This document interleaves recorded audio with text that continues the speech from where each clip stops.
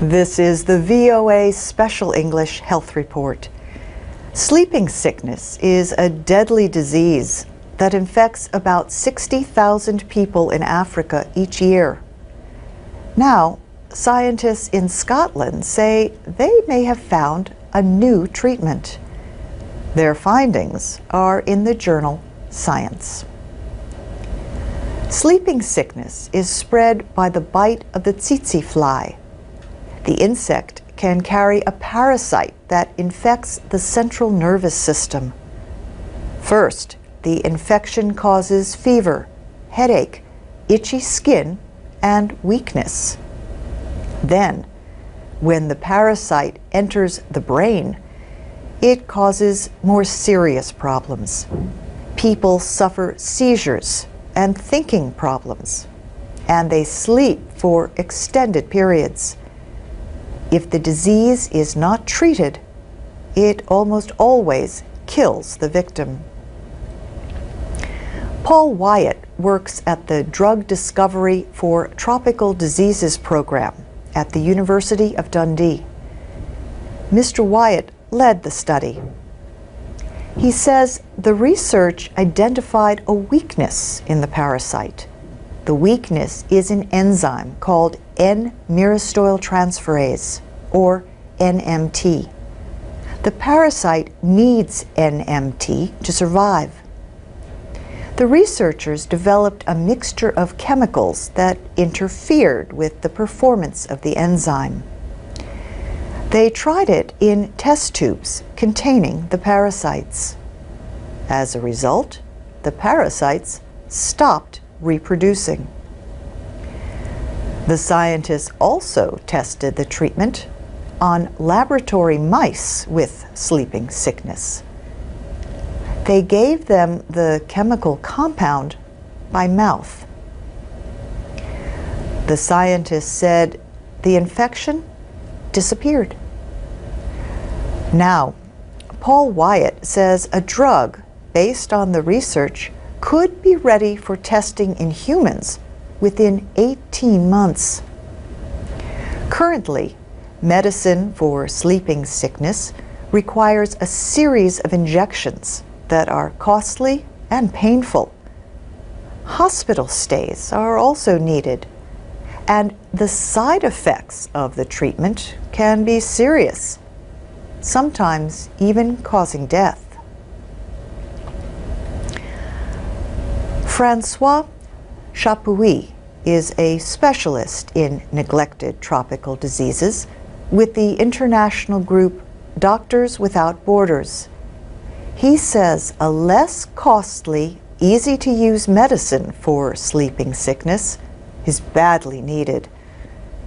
He says a simpler treatment, taken by mouth, would be the best. And that's the VOA Special English Health Report. Transcripts and MP3s of our reports are on our website, voaspecialenglish.com. You can also comment on our programs. You can also find us on Twitter and YouTube. And you can join the community at the new VOA Learning English fan page on Facebook. We're at VOA Learning English Special English. This is the VOA Special English Health Report. Hospitals not only treat infections, they can also cause them. In the United States alone, the number of infections in hospitals is estimated at close to 2 million each year. About 100,000 patients die. A new government report notes that very little progress has been made in reducing what are called health care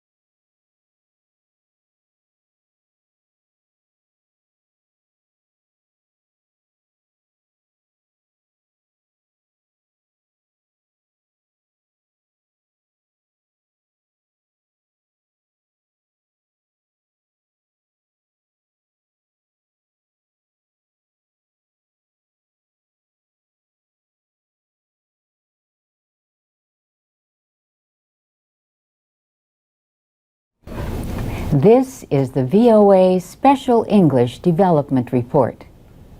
When you have a question about something, where do you go? For many people, the answer is simple. They go online to a search engine like Google or Yahoo. But what about people in rural or underdeveloped areas who may have no way to get on the internet? A business and international development consultant in California, Rose Schumann, wanted to find an answer for them too. Her solution is Question Box. Question Box is a service that provides answers free of charge for people who cannot search the internet directly. They might not be able to read, or they simply have no access. Question Box began 2 years ago in India. People use a metal call box with a push-to-talk button to connect to a live operator. Rose Schumann explains. You just push a button, a big green button, and that will connect you directly to our operators who are sitting in front of computers and speak your language. And you can ask them any sort of question you want, and they'll look it up in English or in Hindi or whatever the main language is, and translate the answer right back for you. The service is currently offered in 2 villages. The latest version of the box uses mobile phone technology and solar panels in case the electrical power fails. Rose Schumann says the aim was to make the box as easy as possible for users. In April, Question Box expanded to Uganda. 40 community workers with mobile phones connect villagers to call center operators in Kampala. The community workers go around telling people about the service.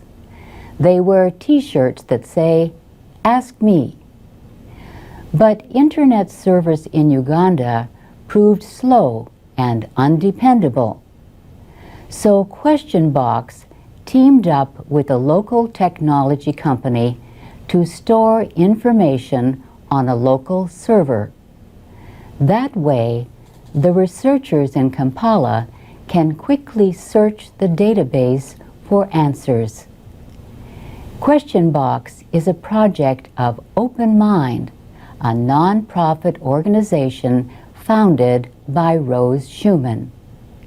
She says Question Box is working to expand by offering its software through partnerships. In Uganda, Question Box formed a partnership with the Grameen Foundation. Grameen had money from the Bill and Melinda Gates Foundation to bring agricultural information to rural farmers. But users also ask about current events and many other subjects. And that's the VOA Special English Development Report. This is the VOA Special English Development Report. Delegates from around the world have agreed on a new plan to end the worst kinds of child labor by 2016. More than 450 delegates from 80 countries approved the plan at the Global Child Labor Conference. It was held in The Hague, the Netherlands, in May, a week before the International Labor Organization released its 3rd global report on child labor. The report said there are still 215 million child laborers in the world. 115 million of them are working in some of the worst kinds of child labor. These are often dangerous to their health and safety. The ILO notes that child labor is decreasing worldwide, but it is decreasing at a much slower rate than 4 years ago. The organization also warned that the global economic crisis could slow progress even more. It called for an increase in global efforts in order to reach the goals for ending the worst forms of child labor. Representatives at the conference talked about what actions need to be taken.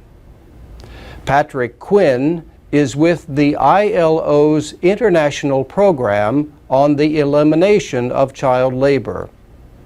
He says there is clear evidence of the kinds of policies and programming interventions that can be most effective in combating the problem. Mr. Quinn said these include governments working to end the barriers that stop poor families from getting education for their children. And they include governments putting in place the right education policies. Mr. Quinn says efforts to combat the problem must also be increased at the community level. He said the ILO is working with local civic organizations to change opinions about child labor. The ILO report notes that several areas of the world are making important progress. They include Latin America, the Caribbean, and South Asia. The least progress has been made in Africa. Mr. Quinn says world leaders will discuss the issue later this year at a meeting on the United Nations Millennium Development Goals. He says there is a close link between these goals and combating child labor. And that's the VOA Special English Development Report. Transcripts, MP3s, and podcasts of our programs are at voaspecialenglish.com. You can also comment on this and other programs, and you can join us on Facebook and Twitter at VOA Learning English. This is the VOA Special English Agriculture Report. American farmers first planted genetically engineered crops in 1996. Today, 80% of the cropland for soybeans, maize, and cotton in the United States is transgenic. Genetic engineering adds or changes genes in a plant to produce desired qualities. The United States is one of 25 countries where farmers planted genetically engineered crops in 2009. An agricultural biotechnology group says planting decreased in Europe, but the amount of cropland planted with the crops rose by an estimated 7% worldwide. The National Research Council, part of the National Academies in Washington, recently published a study. The study examined how genetically engineered crops have affected farming in the United States.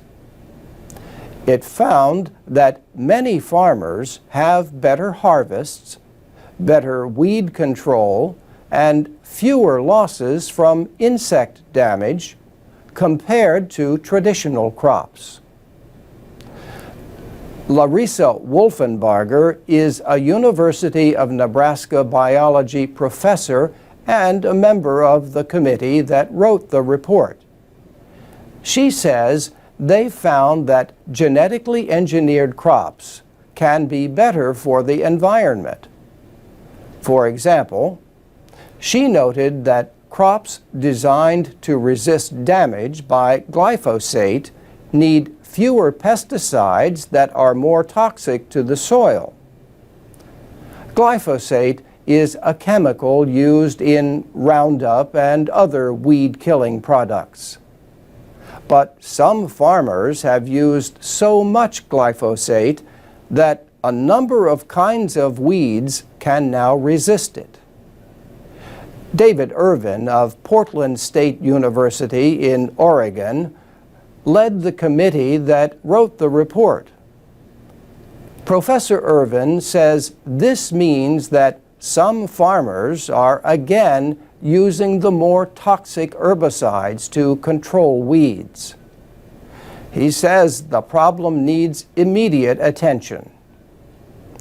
Earlier this year, a professor at the University of Western Australia commented on the overuse of glyphosate. Stephen Powles wrote about it in the Proceedings of the National Academy of Sciences in the United States.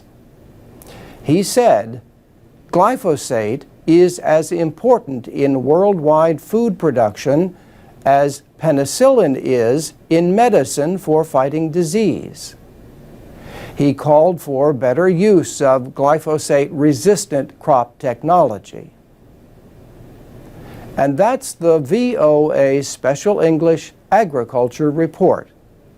You can comment on our reports at our website, voaspecialenglish.com. You can also get our stories on Facebook, Twitter, and YouTube at VOA Learning English.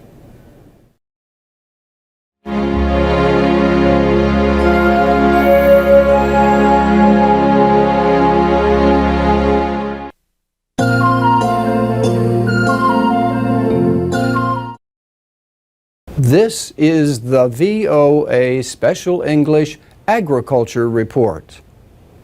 Mulch is material spread over soil. It protects against wind and rain damage. It can also limit weed growth. Finding materials for organic mulch can be easy. Small pieces of tree bark or cut-up leaves can be used. Some people use grass cuttings or newspapers. Others use inorganic material such as shredded rubber from tires. Mulch is important for home gardens but also to farms. Farmers may keep the remains of maize or other crops on top of the soil. The crop waste creates mulch. This practice is called conservation tillage. Organic mulch protects but also improves the condition of the soil. It provides nutrients for plants.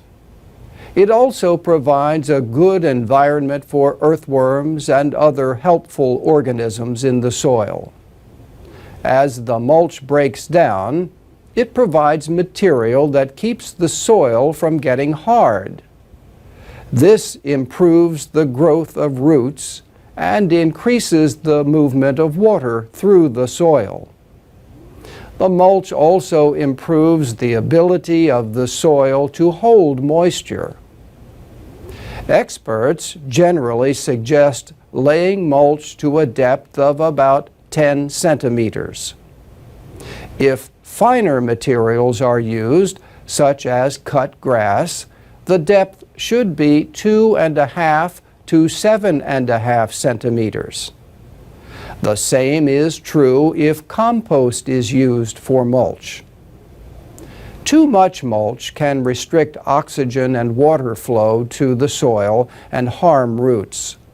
Also, do not build up mulch around the base of trees or plants like a volcano. This could lead to disease or insect damage.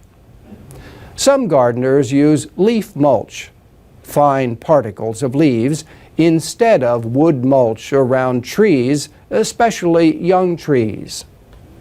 Leaf mulch can also be used in flower beds. Mulching is one of the best things people can do for their gardens. It helps keep the soil from getting dry, so it reduces the need for watering. It also limits temperature changes in the soil. Mulch forms a barrier between the soil and the air. As a result, mulched soil will be cooler in the summertime, and in winter it may not freeze as deeply as areas without mulch. Mulch can be added late in autumn to help moderate the effects of winter weather. The best time is after the ground has frozen, but before the coldest weather arrives. Spreading mulch before the ground has frozen may attract small animals searching for a warm place to spend the winter.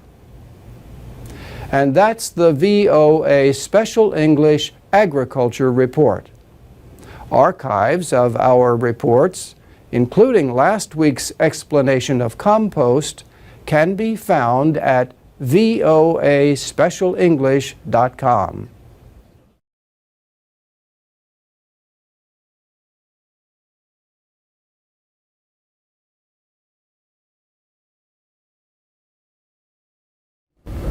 This is the VOA Special English Agriculture Report. Grafting is a way to produce plants from pieces of existing plants instead of seeds. Branches or buds are cut from one plant and placed on a related kind of plant. The branch or bud that is grafted is called the scion. The plant that accepts the graft is called the rootstock. Grafting can join scions with desirable qualities to rootstock that is strong and resists disease and insects. A graft can be cut several ways. One way is a cleft graft. It requires a scion with several buds on it. The bottom of the scion is cut in the shape of the letter V. The scion is then securely placed into a cut on the rootstock. Material called a growth medium is put on the joint to keep it from getting dry and to help the two plants grow together. Many fruits and nuts have been improved through grafting. Flowers can also be improved this way. Some common fruit trees, such as sweet cherries and McIntosh apples, have to be grafted. Grafting is also used to produce seedless fruits like navel oranges and seedless watermelons. Grafting continues to hold an important place in agriculture, even in an age of modern genetic engineering. Recently, we told you about a study of genetically engineered crops and how they have affected farming in the United States. The study found that many farmers have better harvests, better weed control, and fewer losses from insect damage compared to traditional crops. Our story brought a number of comments, including this one from Odalberto in Brazil. He wrote that in his town the population depends on agriculture and transgenic crops. He wrote that it is true that such crops can have higher output with less cost, but he added, "No one knows the consequences that will have on soil fertility and the human body. Only the future will tell us the truth about transgenic food."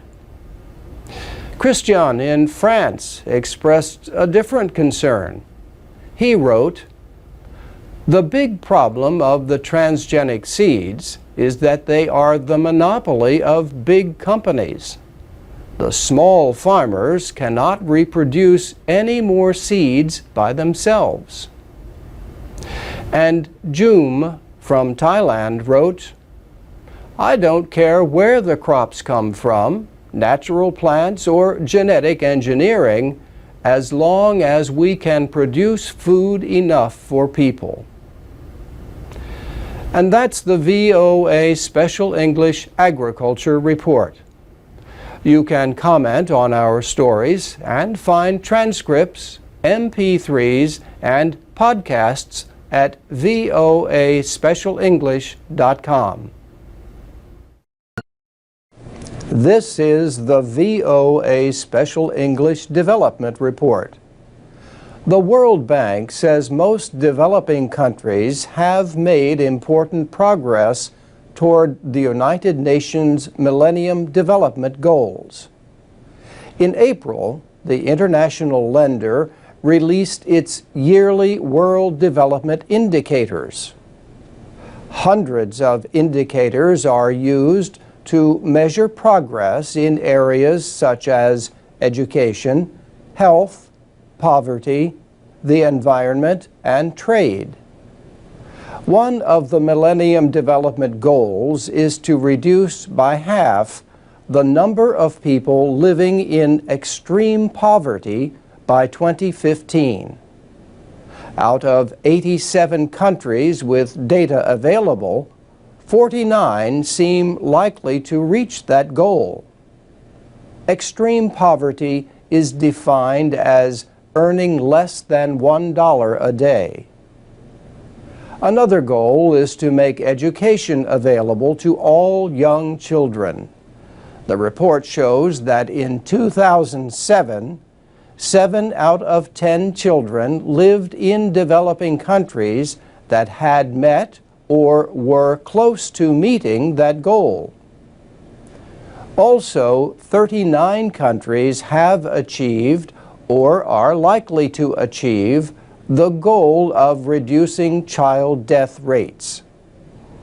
The target is a 2/3 reduction by 2015. And the report from the World Bank shows the first reduction in AIDS-related deaths. But even with all the progress, there is still a long way to go to reach all 8 goals approved by world leaders 10 years ago. This is especially true in sub-Saharan Africa, which falls behind on all of the goals. Eric Swanson is a program manager for the World Development Indicators. He said there was a decade or more of very slow economic progress in the 1990s in Africa. There were civil wars and other disruptions. And there was poor governance in many countries that has not permitted the economy to grow and has not allowed poor people to share in the benefits of growth. Still, he points to some hopeful signs, including a large reduction in the child death rate in Malawi. The World Bank also launched a new open data initiative. The bank will make its data on living conditions around the world publicly available. Officials say this will make it easier to measure the effects of policies and develop new solutions to help the world's poor. And that's the VOA Special English Development Report. You can comment on our programs and learn about other development issues at voaspecialenglish.com. You can find transcripts, MP3s, and podcasts. You can also follow us on Facebook, Twitter, YouTube, and iTunes at VOA Learning English.